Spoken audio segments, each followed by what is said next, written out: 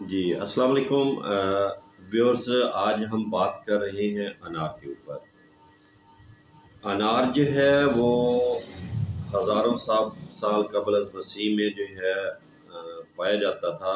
انار اردن میں جوف کے گاؤں میں پہاڑوں کے جو قریب پتھروں کے وسط میں قدرتی طور پر رونما ہوا۔ اس طرح انار کا پودا سب سے پہلے الگ کی زمین میں پیدا ہوا تھا، اور اس کی تاریخی شہادتیں بھی ملتی ہیں۔ اور انار کا جو ذکر ہے وہ نبی پاک صلی اللہ علیہ وسلم کی پسندیدہ پھلوں میں شمار ہوتا تھا، اس لیے قرآن پاک میں 3 مرتبہ انار کا ذکر ہے، 1 مرتبہ سورۃ الرحمن میں اور 2 مرتبہ سورۃ الانعام میں موجود ہے۔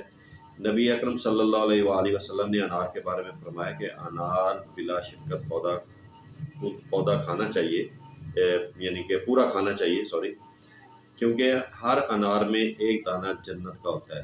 یعنی کہ اگر آپ انار کھا رہے ہیں تو پورا انار کا دانے استعمال کرنے چاہیے، اور اس میں فرمایا کہ پورے ایک انار کے اندر ایک دانہ ایسا ہوتا ہے جو کہ جنت کا دانہ ہوتا ہے، تو اس لیے اسے استعمال لازمی کرنا چاہیے۔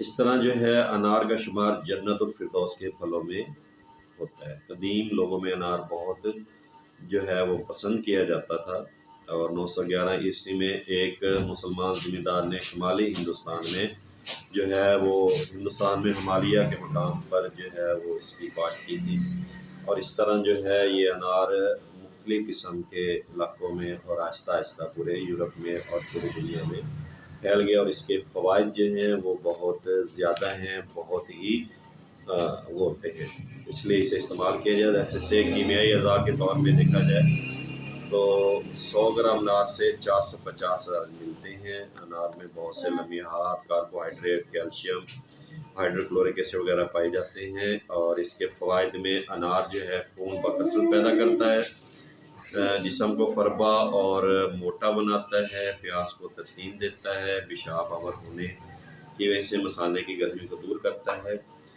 مقوی معدہ ہونے کی وجہ سے متلی اور کھٹی ڈکاریں، ہچکی، جلن میں بھی مفید ہے، دست اور سنگزنی کو روکتا ہے۔ اور حکیم جالینوس کا کتاب میں لکھا ہے کہ ترش انار جو ہے جگر کی اصلاح کرتا ہے۔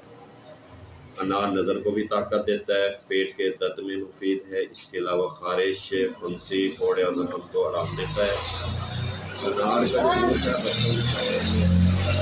استعمال کیجیے گا، چہرے کی رنگت کو نکھارتا ہے، اور خون پیدا کرنے کے لیے یہ بہت ہی عمدہ پھل ہے۔